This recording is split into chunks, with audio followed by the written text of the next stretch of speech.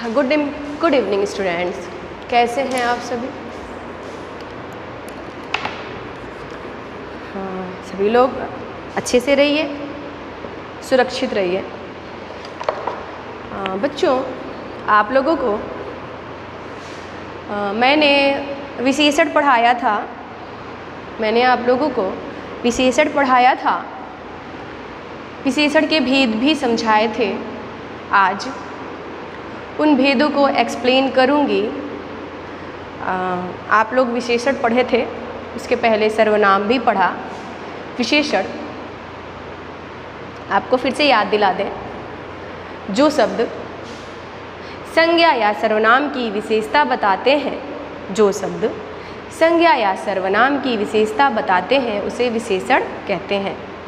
मैंने बताया था पिछले वीडियो में कि जो शब्द संज्ञा या सर्वनाम की विशेषता बताते हैं उसे हम विशेषण कहते हैं, और विशेषण जिन शब्दों की विशेषता बताता है या विशेषण जिन संज्ञा या सर्वनाम की विशेषता बताते हैं उसे हम विशेष्य कहते हैं। ठीक है। सर्वनाम के भेद को याद करने के लिए मैंने आपको एक ट्रिक दिया था, बताया था कि कोई भी टॉपिक याद करने के लिए अगर उसमें ज़्यादा दिक्कत आती है तो उसको अपने रियल लाइफ से जोड़िए, तो वो आपको जीवन पर्यंत नहीं भूलेगा। और अगर थोड़ा मिस भी हुआ, आप उसे एक बार देखेंगे, आपको तुरंत याद हो जाएगा। ठीक है। तो हम बढ़ते हैं आज विशेषण की तरफ।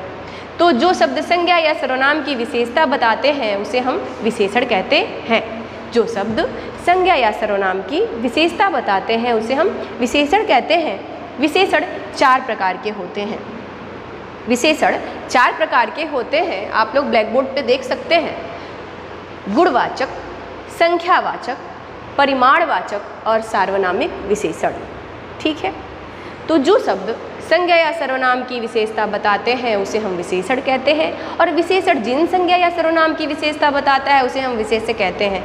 क्योंकि एग्ज़ाम में, आप लोग के किसी भी एग्ज़ाम में ये प्रश्न आ जाता है कि निम्नलिखित वाक्यों में से विशेषण और विशेष्य को अलग कीजिए या छांटिए। ठीक है। तो विशेषण के साथ विशेष्य की परिभाषा जान लेना अनिवार्य है या आवश्यक है। विशेषण के 4 भेद हैं: गुणवाचक, संख्यावाचक, परिमाणवाचक और सार्वनामिक। गुणवाचक विशेषण मैंने आपको बता दिया था कि जिन विशेषण से हमें रूप, रंग, अच्छा बुरा, आकार प्रकार आदि का ज्ञान हो उसे हम गुणवाचक विशेषण कहते हैं। या जो शब्द संज्ञा या सर्वनाम के सभी गुणों का ज्ञान कराए उसे हम गुणवाचक विशेषण कहते हैं। लोग कहते हैं बेटा कि वह इंसान बहुत अच्छा था, फूल बहुत सुंदर है। पिछली बार ही मैंने बताया वीडियो में, औरत बहुत मोटी है, वह लड़की बहुत सुंदर है। ठीक है। पंडित जवाहरलाल नेहरू बहुत महान थे, इत्यादि। तो जहाँ भी जो शब्द संज्ञा या सर्वनाम की उसकी विशेषता बता रहा है, गांधी जी कैसे थे, लड़की कैसी है, औरत कैसी है, इमारत कैसी है, रूम कैसा है, इत्यादि। स्थिति का, दशा का ज्ञान कराए, दिशा का ज्ञान कराए। ठीक है। दक्षिणी दिशा, उत्तरी दिशा। ठीक है। स्थान का ज्ञान कराए। भारतीय, कानपुरी, बंगाली, पंजाबी इत्यादि। ठीक है। जो शब्द संज्ञा या सर्वनाम के सभी गुणों का बोध कराए उसे हम गुणवाचक विशेषण कहते हैं। जैसे राम एक अच्छा लड़का है। राम, मुझे ध्यान से सुनिएगा, राम एक अच्छा लड़का है। वह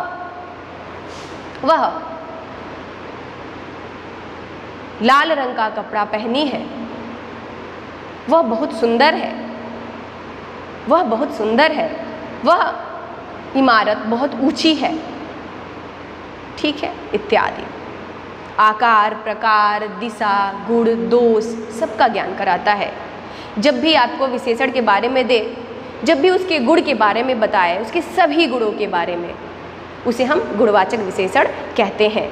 मुझे उम्मीद है आपको गुणवाचक विशेषण समझ में आ चुका होगा। अब हम लोग बढ़ते हैं संख्यावाचक विशेषण। संख्यावाचक विशेषण, तो जो शब्द संज्ञा या सर्वनाम के निश्चित और अनिश्चित संख्या का बोध कराए। निश्चित और अनिश्चित, ध्यान से समझिएगा, निश्चित और अनिश्चित संख्या का अर्थात नंबर का बोध कराए, उसे हम संख्यावाचक विशेषण कहते हैं। उसे हम संख्यावाचक विशेषण कहते हैं। जैसे कक्षा में 8 विद्यार्थी बैठे थे। कक्षा में, ये बेटा संख्यावाचक के लिए है, ये है संख्यावाचक के लिए। कक्षा में 8 विद्यार्थी बैठे थे। चूंकि संख्यावाचक विशेषण के 2 भेद हैं, गुणवाचक के नहीं है। गुणवाचक में सारे गुणों का बोध कराता है, आकार, प्रकार, दिशा का बोध कराए, स्थिति का बोध कराए। लेकिन जब संख्यावाचक विशेषण की बात आती है तो संख्यावाचक विशेषण 2 प्रकार के होते हैं, निश्चित और अनिश्चित।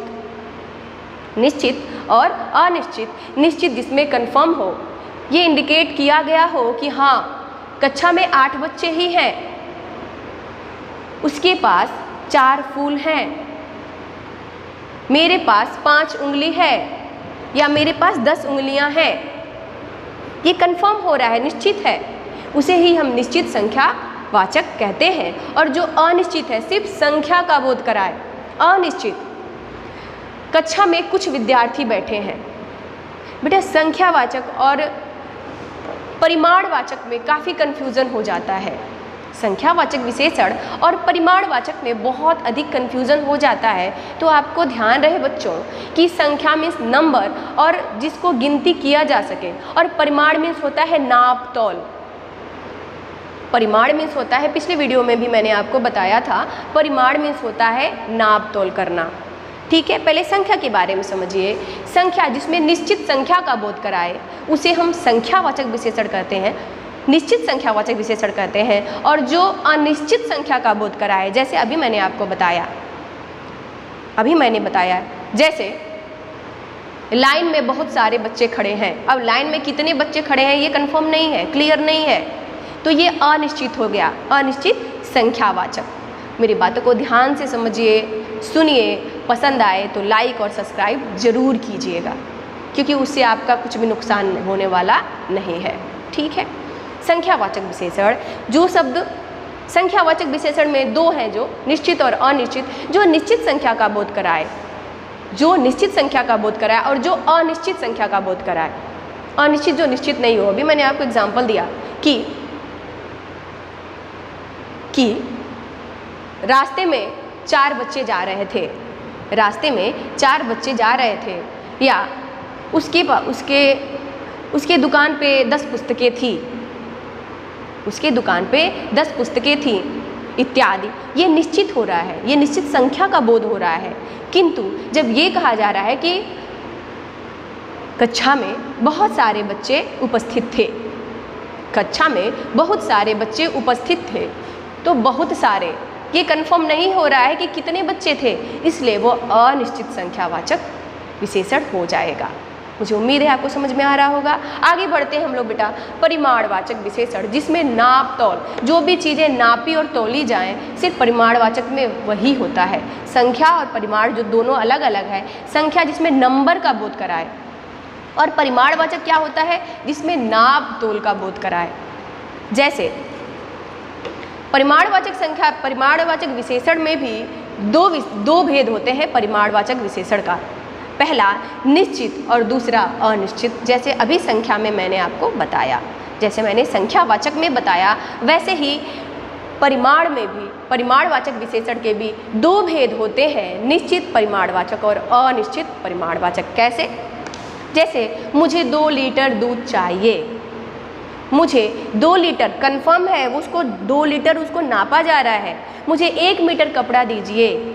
मुझे, आप बाज़ार में गए और सब्जी वाले भैया से बोले कि भैया मुझे ज़रा 1 किलो आलू दे दो, तो ये कंफर्म हो रहा है कि मुझे 1 किलो आलू ही चाहिए, तो ये निश्चित परिमाणवाचक हो गया। किंतु दूध में कुछ पड़ा है, दूध में कुछ पड़ा है, अब क्या पड़ा है ये कंफर्म नहीं है। मुझे थोड़ा आलू दे दो, मुझे थोड़ा दूध दे दो, थोड़ी चाय थी, थोड़ी कॉफ़ी थी इत्यादि।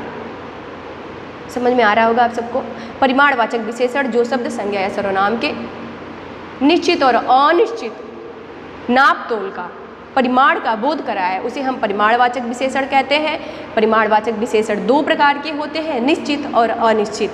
निश्चित में जिसमें किलो, मीटर, लीटर का बोध हो, और अनिश्चित में कुछ, थोड़ा, बहुत, कम इत्यादि।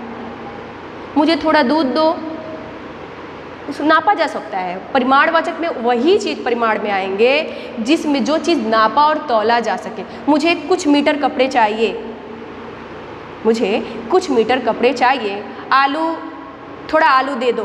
भाई हमको पता है कि आलू को नापा जा सकता है, तौला जा सकता है, तो जो चीज़ नापी या तौली जाएगी वही परिमाणवाचक में आएगा, लेकिन जो नंबर में हो वो संख्यावाचक विशेषण में आएगा। लास्ट में आते हैं हम लोग सार्वनामिक विशेषण में। सार्वनामिक विशेषण में मैंने अभी बताया कि जो सर्वनाम विशेषण के स्थान पे प्रयोग किए जाते हैं, सर्वनाम से ही सार्वनामिक बना है, सर्वनाम से ही सार्वनामिक बना है। तो जो शब्द सर्वनाम, जो जहाँ पे सर्वनाम विशेषण के रूप में प्रयोग हो, जैसे तुम्हारा, उसे, उन्हें, अभी मैंने आपको सर्वनाम में समझाया था, वह, उसका, उसे इत्यादि। ठीक है, फिर से हम आपको रिवीजन कराते हैं। जो शब्द संज्ञा या सर्वनाम की विशेषता बताता है उसे हम विशेषण कहते हैं, और विशेषण जिन संज्ञा या सर्वनाम की विशेषता बताता है उसे हम विशेष्य कहते हैं। ठीक है, आगे बढ़ते हैं हम लोग। विशेषण चार प्रकार के होते हैं, गुणवाचक, संख्यावाचक, परिमाणवाचक और सार्वनामिक विशेषण। गुणवाचक जो शब्द संज्ञा या सर्वनाम के गुण, दोष, रूप, रंग, आकार, प्रकार, स्थिति, दिशा अर्थात सभी गुणों का बोध कराए उसे हम गुणवाचक विशेषण कहते हैं। जैसे फूल बहुत सुंदर है, लड़की लंबी है, औरत मोटी है, वह काली है, गोरी है इत्यादि। हम भारतीय हैं इत्यादि। ठीक है। संख्यावाचक जो शब्द संज्ञा या सर्वनाम की संख्या का निश्चित और अनिश्चित बोध कराता है उसे हम संख्यावाचक विशेषण कहते हैं। जैसे एक अध्यापिका क्लास में पढ़ा रही हैं, एक अध्यापिका कक्षा में पढ़ा रही हैं और ऑफिस में कुछ अध्यापक बैठे हैं। ठीक है, ये संख्यावाचक हो गया। परिमाणवाचक हो गया जो शब्द संज्ञा या सर्वनाम के निश्चित और अनिश्चित मापतोल का बोध कराए उसे हम परिमाणवाचक विशेषण कहते हैं। जैसे मुझे 2 लीटर दूध चाहिए, 2 मीटर कपड़ा दे दो,